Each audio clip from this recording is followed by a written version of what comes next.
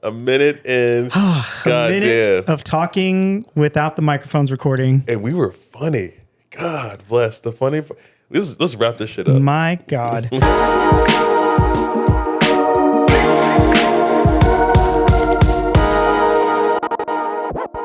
It doesn't matter because we know what we're talking about. We know exactly what we're talking about. Welcome back to our podcast. Yes. I thought you were going to say something after I said that. And then we just ended up in dead silence. I was too excited about these cool microphone stands we got in our face. Too. It's interesting because I feel like I'm facing forward more. Right. But I want to be able to turn as well. So we're going to learn what we're doing. We're going to learn real well what we're doing to this. Yeah, exactly. Whatever we got to do to get this thing in the right position.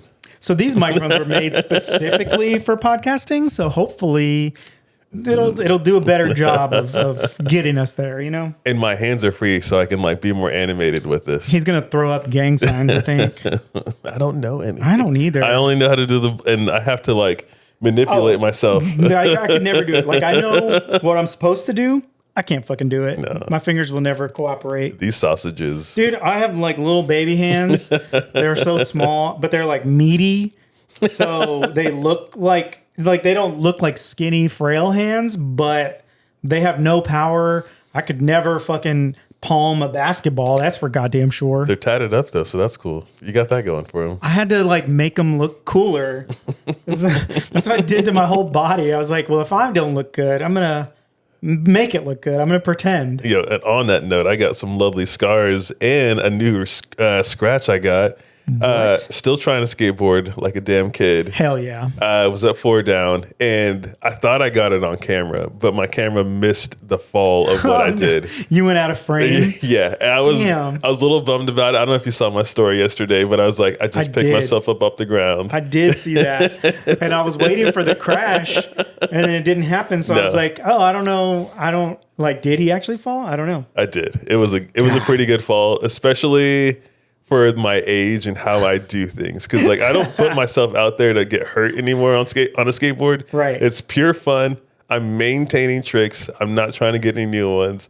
This was just a simple little ollie, but it was a DIY style ramp with a little hole in the middle for I don't know, you can put bonfires in there. And it's practically the size of a manhole cover. So I was trying to ollie over that thing. You saw the video footage. Yep. I landed a little too low and leaning too far back, and I shot out, and I bounced from one hand to my butt, and this hand, my left hand, hit the ground, and my butt just landed on top of it. All 224 pounds of me flex hits my butt, yeah, and then it just hits my hand, and then it rolls. So I essentially you know how you shake hands with people, and sometimes they only get your knuckles, and then they squeeze it. Yes, that's essentially what I did with my ass. Oh God, and I'm fine. But definitely sucks. Doing this hurts a little bit. And honestly, looking at it, my hand is a little swollen. It is. I can see it. A little swollen. It's not bad though. Damn, that's crazy. Yeah, that was my fun little I ain't as young as I used to be. Okay. Didn't get hurt though, so that's I'm mostly happy about that. I'm very happy about that. I would be very bummed to hear that you got hurt. Right. So I'm glad you didn't. But then immediately following that, you tried to convince me that I need to get a bike. You should. It's fun. I know it's way less dangerous than skating, obviously. 100%. It can be. I don't think I would ever get on a skateboard ever again because I was never good at it. Yeah. I skated when we had the concrete in the office. Oh, yeah. On a penny board. Yeah. And it was smooth as fuck. And a really easy board to ride. Mm-hmm. That was as far as I got. I rode that thing outside one time and I couldn't do it. Those get sketchy. And it's funny that outside was rougher for you, but inside on that smooth ground where that's where true danger is when you slip out and the back of your head. Yeah. And it was funny because, Justin, who we work with, was asking me oh, does it feel weird? Or is it different when you skate and you lost weight? Because I was down from 250 to 200 at the time. Yeah. And I was I never skated before. I started skating in my 30s. That's wild. Yeah, but it was because it was that situation. It was really easy. That's so interesting that you felt comfortable and confident enough to do that. Skateboarding is not an easy thing for anyone to just jump on and now I'm doing it. There's a learning 100%. phase.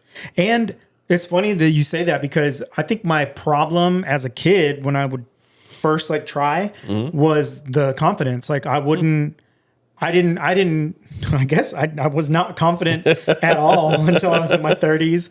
I was a different person in my 30s for sure. Late bloomer. It's all good. We get there. But I guess that applied to my willingness to get on a skateboard and actually trust that you just have to go. You know what I mean?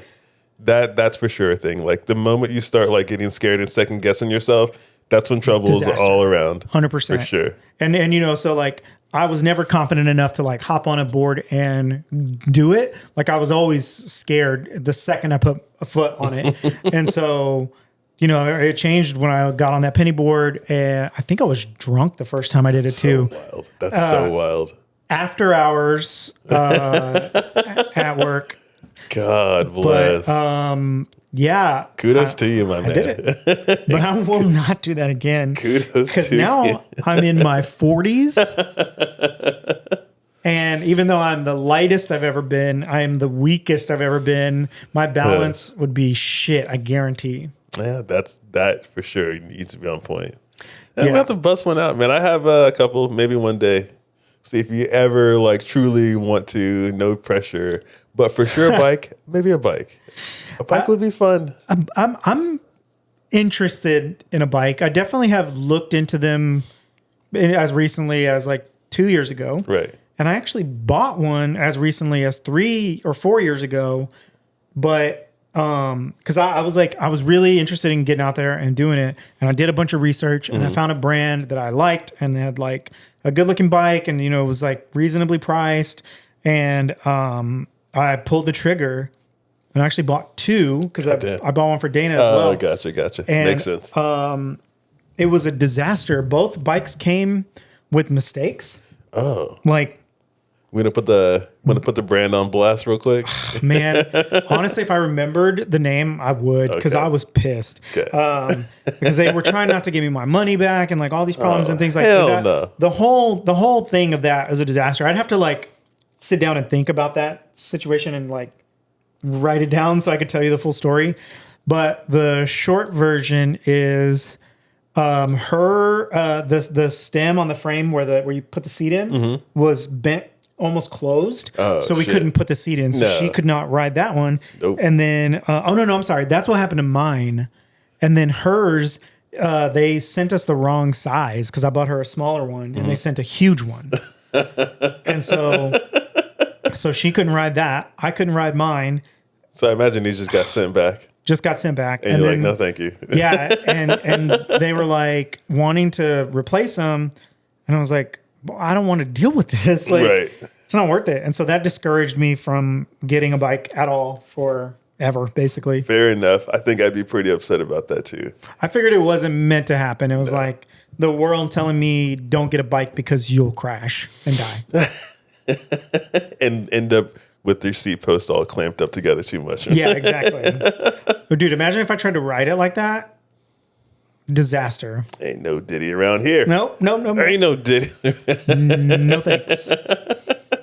No thanks. And it's funny because it's not even about something going in your butt. It's that going in your butt. That would fucking suck.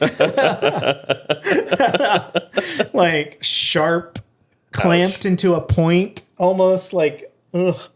It's like you're sacking yourself on a handrail or something.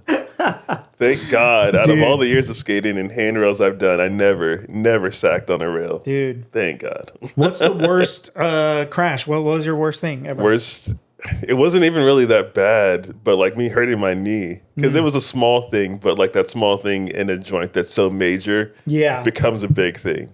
But other than that, like there was one time at Eisenberg's and I was just getting confident, like rolling into a quarter pipe. How old were you? Man, maybe like 13, 14. All right. Probably around there. Yeah, that's a safe age. Sam. Yeah, little still in school. And it was right next to the foam pit. So if anyone knows Eisenberg's, think of the foam pit.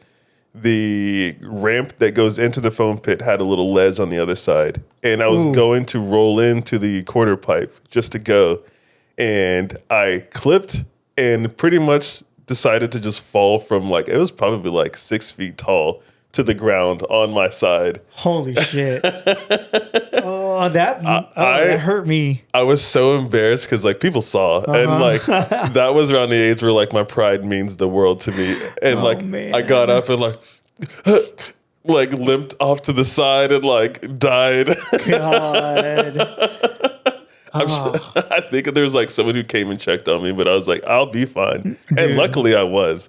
Like I don't know how the fuck I didn't break or twist or like spraying anything, but Right. like I just got up and like the limping happened for maybe a week or so, but like Fuck, dude, right back at it. That sucks. Is that the worst injury you've had? Yeah, Or, worst slam. like, That's just the worst in general? slam. Yeah, in general. I've been really lucky. No broken bones ever. Damn. Ever.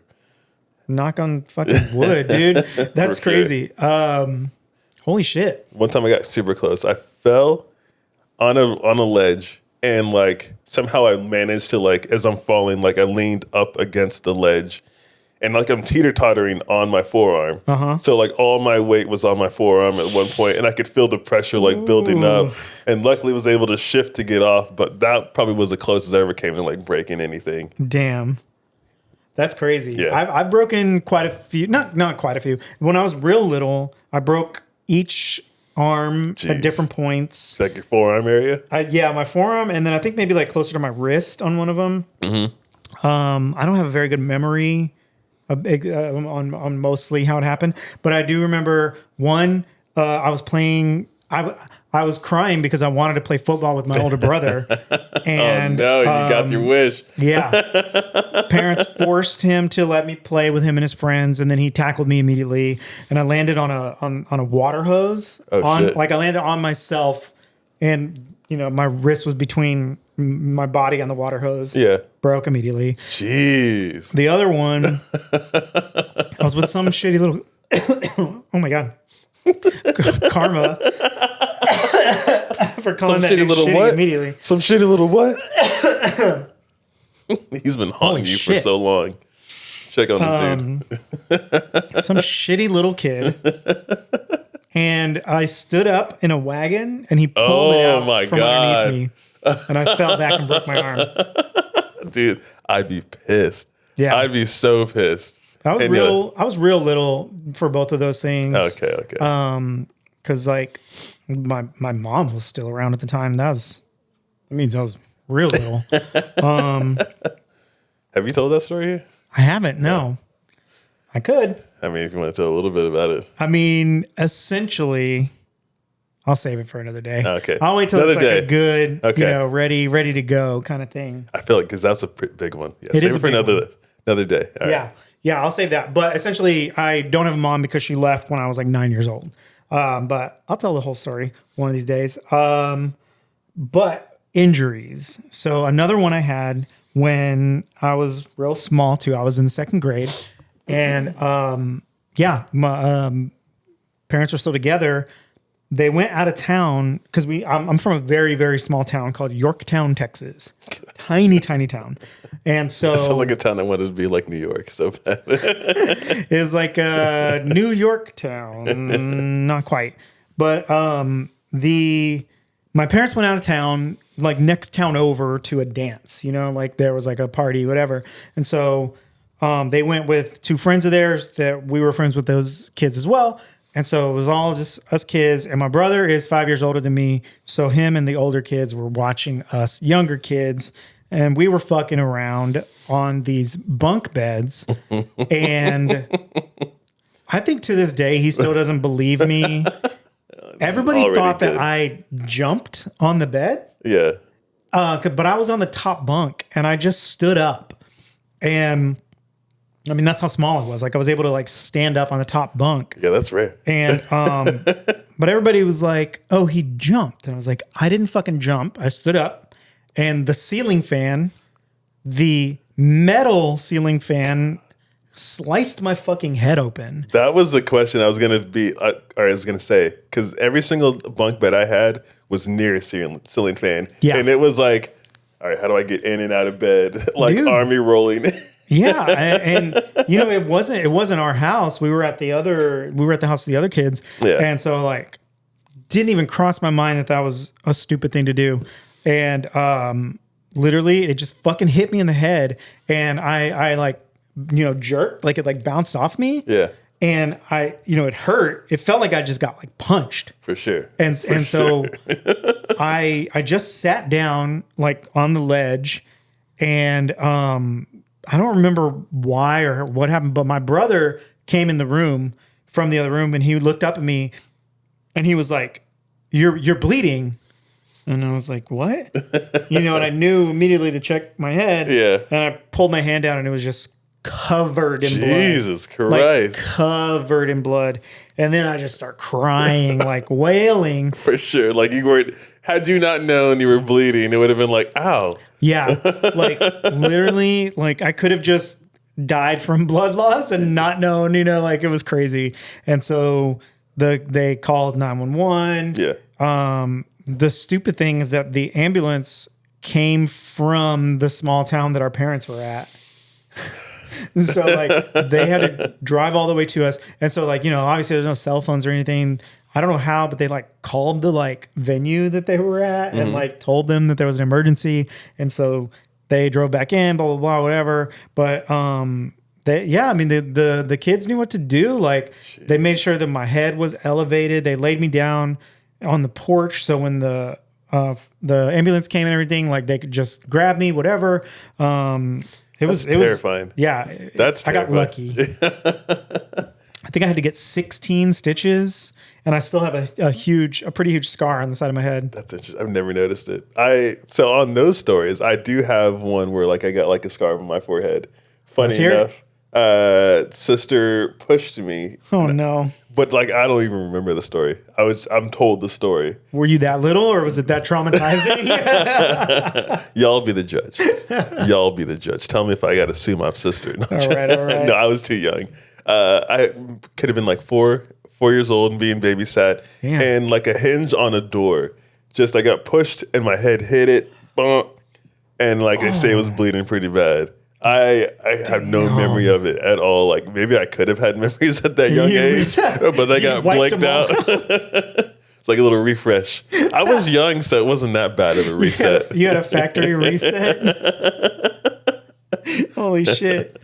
Oh, dude, that's crazy. Apparently, though, I got her back for that story, though. This is like, we talk about this often. I don't know what she was teasing me about, but she was saying something, and we were eating macaroni and cheese. And I picked up the fork and I was like, shut up. And like at a young age, I remember doing it and it flung through the air, stuck in her knee, and it looked like just like cartoon style, like thunk, and like it was just there. Oh my God. And as a kid, like when you do something like that, I'm expecting it to just like bounce off her head or something like that. And it's like away. But like this shit was like, and I was like, oh my God. Yes. And like she's looking at it, then she looks at me, and then like a second, like a realization of like what's happening. Oh my God. Holy shit. That's crazy. Yeah. So that was like my little get back. I love it. Yeah, no, I think that was way worse, probably. From that day on, like I don't throw things like that because of that. Right. Like holy shit. The odds, the chances of it just like landing perfect to be like prawing side. It would literally never happen again. No, but I have never thrown anything like that. Don't want to find out. You don't want to find out that you're just really good at that. Like, I've been a superhero this whole time and just didn't even realize it. Like, for some reason, all he can do is throw forks really well. What's that, Mystery Men with Ben Stiller and Cisco? Dude, oh my God. Fork Man. Holy shit. Dude, yeah, that's crazy. Dude, it was a wild one because like I definitely got a talking to. Yeah. My sister says I didn't get in enough trouble for her liking, but I feel inclined to agree with her, and I wasn't there, and I don't know how much trouble you got into, but I feel like she's probably right. it was a solid talking to. Okay, so I was scared. Speaking of your family, so a couple episodes ago, we posted a clip. And there was a comment on Instagram. Oh, shit. And it said, you guys are a great combo. And I was like, dope. Like, I appreciate that. I didn't know the person. Somebody you knew. Turns out it was your mom. That's my mom. And that's fucking awesome. So I had an idea, Oh and shit. this is actually great. So, like I said before, I don't have a mom. So getting the approval of a mom felt awesome. So I want to know what else your mom approves of. Oh god. Like I want to see if I can get your mom's approval so I can get some mom approval. You should have just came to Thanksgiving. That would have been like all the approval needed. It would have been good. So I want to make a list of things and Mom, get ready. and see if your mom approves of, you know, my choices and my decisions. I've got a couple of ideas, Okay. but yeah, I want to compile a pretty good list and see if I can get Mama Sam's approval. I'm cracking up right now because you don't even know what can of worms you opened up. You have no idea. I love it. I am excited. I have a feeling she will be interested in giving me her yay or nay. Yeah, we can do a call-in. We can do a call-in. We absolutely should. Oh my god. I don't think right now is a good time. She's No, probably we'll plan it. We'll plan it better. I'm so I you don't know how excited I am for I'm this. so right glad this is your reaction. Yeah, I was thinking about it because, like, after I saw that, I was like, "Damn, that's so funny." And then I was like thinking, like, that's cool that his mom said that. And then I was like, I mean, I don't know, you know, even if I did know my mom, I don't think she would be that cool. So I was like, "This is awesome." She's definitely the cool mom. Hell yeah. She's a cool mom. Yeah, no, not mine. Dude, actually, so funny enough, I love that this is just becoming the most random and weird episode. Like literally, talking about my mom leaving specifically. The short version, she abandoned us essentially, and a few years ago, like 10 years ago, I got reached out to by my half sister on her side and blah, blah, blah, whatever. And then it turned into this like opportunity to like meet them and talk to them. Yeah. And it was a little weird. I had to be convinced and I went through with it or whatever. But since then, my mom had like tried to like reach out and like, you know, text or whatever, but I wasn't interested. And she would randomly send me messages for like a year and a half. That's interesting. Super weird. Also, And- I want to say, I asked you about this, but like I was totally meaning the abbreviated version. No. I didn't open up a can of worms. No. Okay, good. It's so funny because I'm not even telling the story, like the backstory. Okay, This is like cool. the weird future story attached to it all. Okay. So yeah, I could tell that in more detail. I won't right now. Okay. But one of these days. But anyway, so she was texting me randomly for like a year and a half. And she would text me on like holidays. And she texted me on 4th of July. And I was in a meeting at work. And I got the text from my phone. I was like, what the fuck? I was like, my mom just texted me. I guess I couldn't have been at work. Now that I think about it. I must have told the story later in a meeting or something. Yeah. But I was like, my mom texted me like happy 4th of July. And someone at work goes, well, yeah, obviously she likes freedom.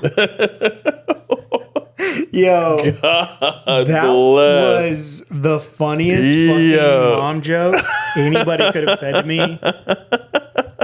And it I'm also dying. sets the tone for like how we can take these jokes. too. 100%. And like that was the thing. Like this person knew, like I've always had a sense of humor about the whole situation and everything too. But like that joke was like, I mean, fucking perfect. You rarely get to have those moments where like you can think like on the spot Yes, quick, yeah. but like the balls to say it too. Oh my God. Because that's like, how's that gonna land? Is that gonna land like I think it was? So good. So good. Like the perfect joke. So good. Oh my God. This turned into like a family podcast. I love it. I love it. This family episode. Yeah, man. You gotta do what you gotta do. Dude, yeah, no, that shit is so that situation is weird. It's like too much to tell like right now at this point. You know what I mean? For sure. But yeah, it's weird. It's a weird story. I'll tease it out. It involves cheating.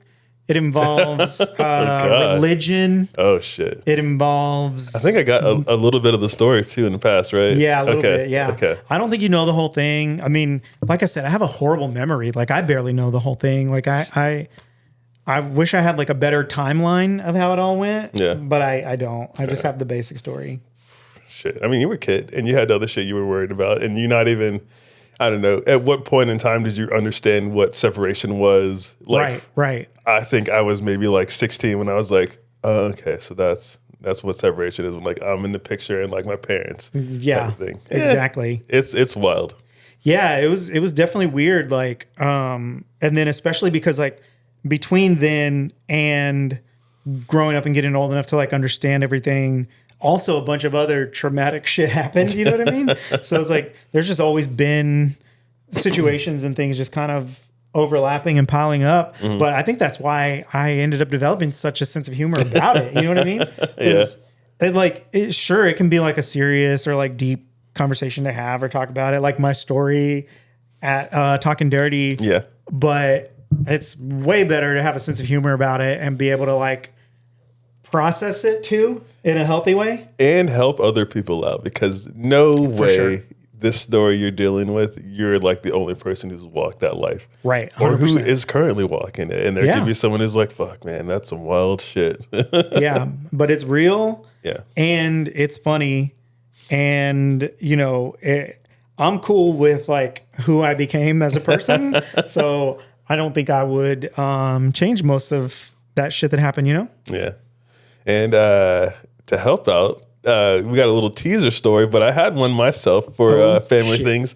And I'm so glad it just worked out perfect for this, because along with the ideas of family and what you got to do, helping my father out with a lot of stuff now, Mm-hmm. he has glaucoma and he's lost 70% of his vision. So like I'm just with him at the doctor's office a lot more. And he had kidney stones he peed out. And Oh, shit. Yeah, so he was worried. He had some blood in there, and he was like, all right, well, let's just go to the doctor. I took him. They had a preliminary look, and everything looked fine. And they were like, if everything's good, we'll send you out of here. But next time you come in here, we're going to want to send a catheter up there No. and get a look at your bladder. Yeah, this is No. where that story's going. Yeah. No, that fucking hurt just thinking about. Yeah. So we go back there and it's time. And I'm like, all right, Dad, you ready for this? And he's like, I've had it before. It's not that big of a deal. No. And I'm like, all right, Dad. And then I'm sitting in there and he comes in, and I've just been in the rooms with the doctors while they're doing everything Yeah. before. So it's not really that big of a deal. And they pull out the camera and I'm like, it's big. No. Yo, cameras are small now. Why was that Yeah. shit so big? I got scared for my dad. At that point in time, when I saw it come out, I was like, oh, fuck. shit. And like, they weren't even like slowing down and like going over stuff. They were just like acting, and like as they were talking, they were doing. And I was like, that's probably the best way to do it, because you don't even want to look at that. True. I was just like, What the fuck? Did they numb you or anything? do they numb? I think it might be like a cream rub kind of numb, but it's a lot of lube, a whole lot of lube for how big the shit. The camera's like this God. big. It's this big. What the fuck? That's it. That's crazy. That's going up in there. Holy shit. My dad was like, he was at first cool, then like they kicked in, and it was like, whoa, 'cause Dude. it's up there. Looking at your. No, That- that's crazy. That was my story I was living through, and I was like, I can't wait to talk about this on the podcast. Dude, what the fuck? Oh my God, that's terrifying. It's terrifying to be like an old person now. Yo, for real. Like, I was so like relieved when I went to the doctor this year, like for all my health stuff or whatever. And I did a physical, but he was like, you know, you're 40, you know, we should do a physical. And that's when that's when I found out I had diabetes. But I was so terrified. The next thing that was going to come out of his mouth was, let's do a prostate exam. And I was just like, I am not ready for this. I'm definitely not, you know, prepped my suppository experience was after that. Oh my God. Okay. So I didn't even have that in the books yet. But yeah, I was so scared. And, what he said to me was, things are like the world is different now. We aren't making people do that until they're like 45 now. Interesting. Okay. Well, if that's what they say, in my head, I've been a little bit, I don't know. I have a little bit of hypochondriac attitude towards things. I feel you. Yeah. And I learned about stuff and I'm like, ugh. And I know a good amount of people that have battled cancer and like died from it. Shit. Yeah. It freaks me out. And I'm like, it's been touching so many people around me. Like, maybe I should get checked out. But if this ain't until 45, I'm like, well, I don't know. But I still it's in my family for sure.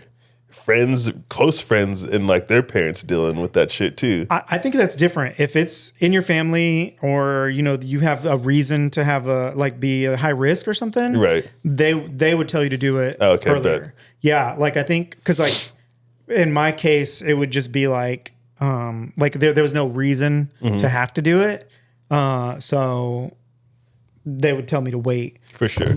So I think if you were feeling like, you should probably check it out. I think you should. Get that little thingy up there, buddy. Yo, I mean, Diddy did it. Hold on. We started talking about that bike and how I didn't want it to go up my ass. And we ended. Then we ended talking about getting a finger up the butt. Hey, it's life. We're getting old. I mean, a finger is much better than a bike. 100%. Yeah. Definitely. That's terrifying. Yeah, we definitely did. Definitely did. That's pretty funny, dude. Honestly, I love the way life works out. You know what I mean? Mm-hmm. Yeah. You know why that happened? What's up? Because we know what we're talking about. Yeah, we knew exactly what we're talking about.